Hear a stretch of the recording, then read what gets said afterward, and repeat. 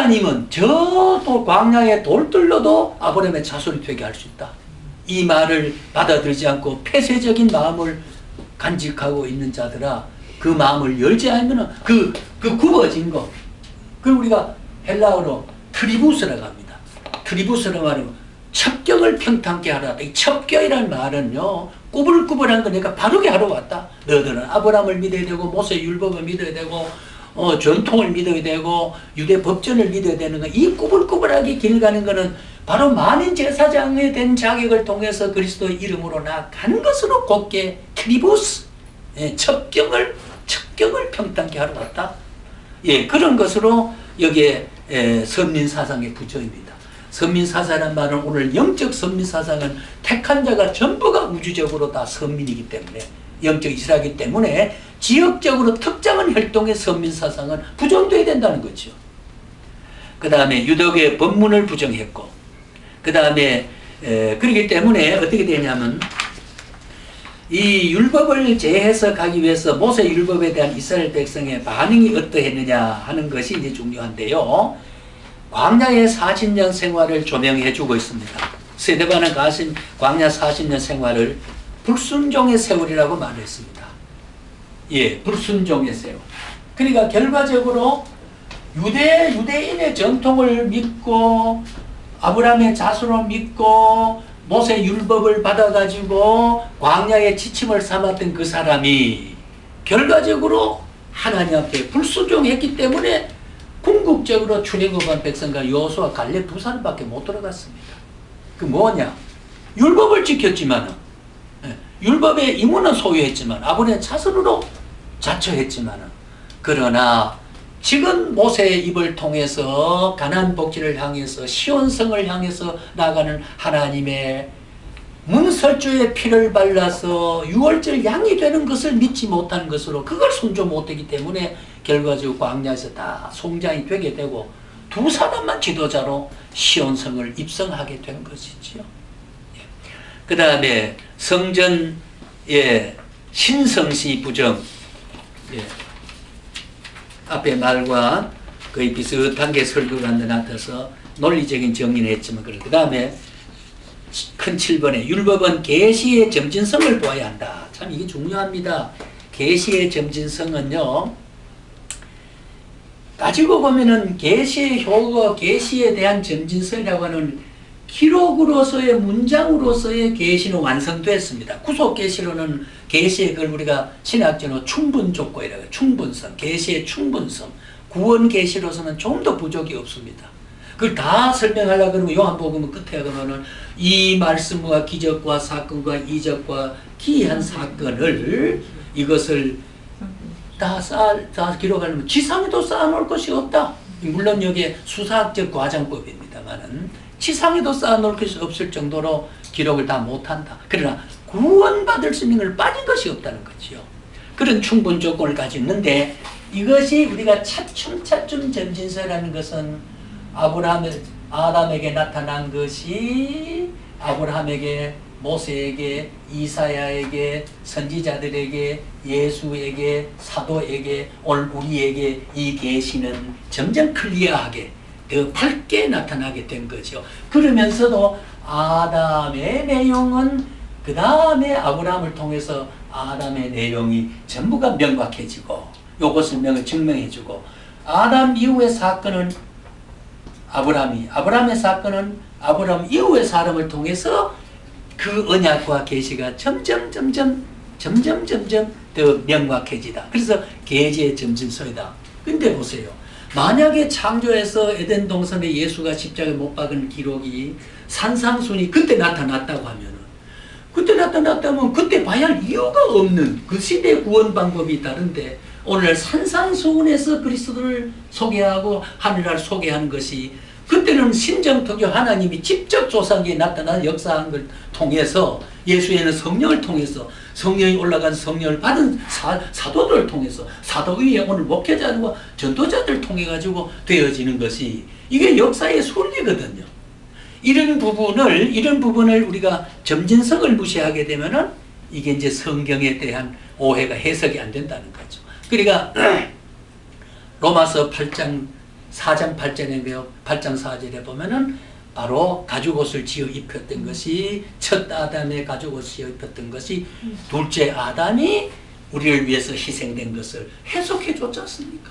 그 기록에 수천 년의 간극이 있지만은 거기에서 계시의 점진성과 명확하게 클리어하게 해줬다. 그렇게 한 말로 정리가 되는 바입니다. 9째 번에 보면은 하나님과 아브라함의 두 번째 언약은 할례입니다. 이 할례 정신 우리가 좀 봐야 되는데요. 자, 그 다음 페이지에 보면은 첫째 땅의 언약과 둘째는 그 땅에 살아갈 백성의 언약이 바로 할례의식입니다. 예, 할례의식은 선민에 대한 표식이 아니겠습니까? 오늘날 세례로 완성이 되었습니다만은 우리는 여기서 스데반 집사가 그 유명한 설교가인데 사상이 얼마나 할례 사상과 세례 사상을 오늘 할례에 완성된 사상을 말하는 것이 주목할 필요가 있는데 보면요. 이스라엘은 할례를 통해 분명히 약속을 받았던 사실을 이야기를 하고 그 다음에 이 언약은 단순히 의식행위의 차원에 머무는 것이 아니라 구속사진 차원에서 이루어지는 것이다. 이 언약이 이게 스데반의 설교 사사입니다. 네, 설교 사사입니다. 그러니까 구속자적인 설교를 보기 때문에 세례를 받은 것은 표이고 증표지만은 세례를 받지 않아도 영적 세례를 통해서 구원받는 데 있어서는 물과 세례를 의식으로서 세례를 우리가 받지 참석 못하더라도 구원에 아무 관계가 없다는 겁니다. 구원에 아무 관계가 없다. 그 다음에 마음의 할례를 강조했습니다. 마음의 할례라고 하는 것은 뭘까요? 하나님의 언약의 성취인 예수 그분을 받아들여 믿고 죄를 벗어버리는 것. 이게 마음의 할례인데 바울도 한때는 할례를 무시 못하는 그런 약간의 그 과도기적인 현상이 있었습니다만은 이 할례는 우리가 세례로 완성이 되고 세례는 영적 세례에 대한 외표적인 증명에 불과한 것이기 때문에 세례의 가치는 귀한 것이지만은 우리가 마음의 세례와 마음의 할례를 받지 않으면 안 된다. 자, 그 다음에 10번에 아까 요셉이 예수님의 모형이라는 말이 그 스데반의 설교 가운데 이렇게 확산돼서 자꾸 나갑니다. 그거는 제가 설명이 앞으로 되기 때문에 생략을 하게 되고요. 그 다음에는 모세의 출생과 성장과 애것을 광야 40년을 지금 이야기하고 있습니다. 광야 40년을. 예. 그러니까 첫째는 성전 건물에 중요한 것이 아니라면 앞에 말씀드렸던 것이 스데반 설교에 힘주어 강조했던 말이고 그것이 바로 그 다음에 쭉 셋째, 넷째라고 하는 것에 이어집니다. 그 다음에 13번에 자, 스데반 설교의 그 책망적 요소를 보게 되면요. 목이 곧은 사람이라 질책을 합니다. 목이 곧은 사람으로 질책을 한다. 이게 오늘날 또 목이 곧은 사람 많이 있지요. 우리가 예수 믿는 사람도 저 같은 사람은 좀 목이 곧은 사람이 아닌가 이런 생각이 들어서 저를 개인이 질책할 때가 많이 있습니다. 목이 곧은 거, 이게 무슨 말인지 잘 아시는 말씀 아니겠습니까? 그 다음에는 18편, 그 다음에 넘어가서 갈로 닫은 2번에 마음과 기의 할례를 받지 못한 사람이라고 지적했다. 그러니까 말을 들어서 귀의 할례를 못 받으니까 오해를 생기고 마음의 할례를 못 받기 때문에 마음의 짜증을 생기게 되게 되고 그렇죠. 마음으로 우리가 목이 곧은 마음이 돼가지고 마음이 그리스도의 성품을 닮는 마음을 못 쓸 때가 있다. 그래서 14번에 와서 우리는 혀의 할례를 받아야 한다. 말이 우선해야 된다. 그 말입니다. 말이 우선해야 된다.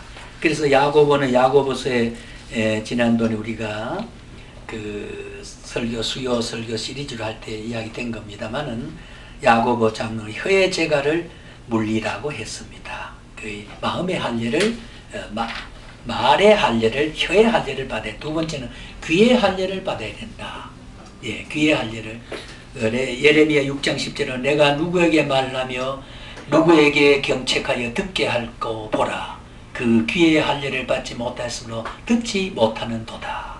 이 진리에 대한 바른 것을 깨닫지 못하고 그 진술을 발견하지 못하는 것은 귀에 할례에 대한 귀의 성화적 수준이 떨어졌다는 그런 내용이 되고, 그러나 세 번째는 마음의 할례를 받아야 된다는 말은 앞에 말씀한 것과 마찬가지로 그것이 바로 레위기 26, 41절에 보면 여호와께서 이스라엘을 향하여 할례 받지 못한 마음을 낮추라.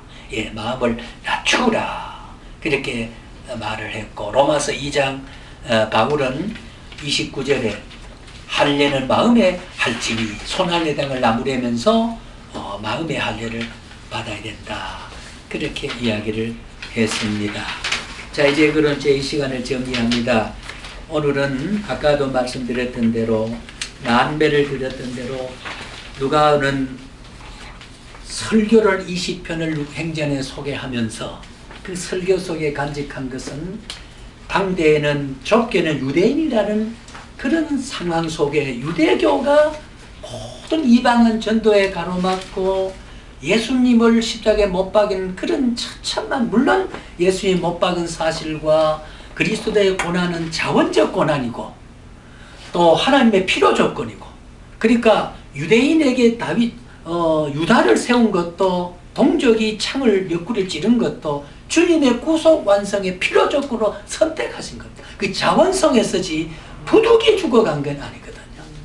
자원성에서 죽어가는 이 그리스도의 능성소 주권성에서 오는 하나님의 자유, 하나님의 신적 자유는 그래서 피를 흘린 사건까지도 하나님의 영광으로 승화를 시켜가는, 예. 그리고 오늘날 우리가 복음에 고난받는 거, 정의를 위해서, 진실을 위해서 손해를 보고 고난을 받는 것은 주님의 보상 기준이 있기 때문에, 예, 보상 기준이 있기 때문에 거기에 우리 집착할 필요가 없다는 것이, 이것이 우리가 성경의 정신이라고 보는 거죠. 그래서 우리가 마음의 할례를 받고 마음을 낮추라, 예, 낮추라, 이런 말씀이고, 그 다음에 의인의 출현을 예고한 자를 죽였습니다. 의인을 죽은 것을 질책을 했습니다. 율법의 참정신을 떠나 형식적 율법주의 질책했습니다.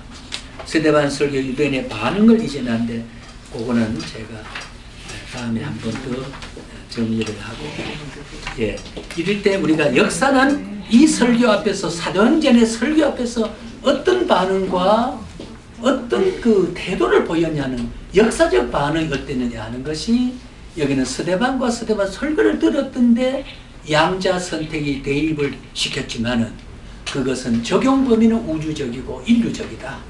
그런 의미에서 그 반응은 오늘날 또 이 복음 앞에 스데반 설교 정신이 나타났을 때 역사는 어떤 반응을 일으키느냐 하는 것을 다음 시간에 잠깐 끝으로 정리를 하고자 합니다. 오늘은 스데반 설교와 유대교에 대한 그 잘못된 사상을 스데반이 비판한 것에서 사도행전 설교에 있어서 그 편수와 횟수는 단순히 했지만은 그 설교는 바울의 설교와 또 베드로의 설교 못지않게, 야곱의 설교 못지않게 한 집사로서의 그 설교는 하나님이 특수한 자기를 대행자로 세워서 자기 희생의 정신을, 스데반의 희생을 통해서 그리스도를 우주 안에 기독론적 정신을 출현시켰다, 발현시켰다, 그렇게 볼 수 있습니다. 그래서 우리가 사도행전 그러면은 그 스데반의 설교, 베드로의 설교, 바울의 설교, 그런 데서 오늘날 역사에 대한 적응을 시켜가고 응용할 만한 가치를 떠올리는 것이 우리가 그리스도의 번식의 생명을 여기에 받은 사람으로서 사도행전을 향한 우리의 태도가 되지 않겠는가, 그렇게 생각합니다. 기도하겠습니다.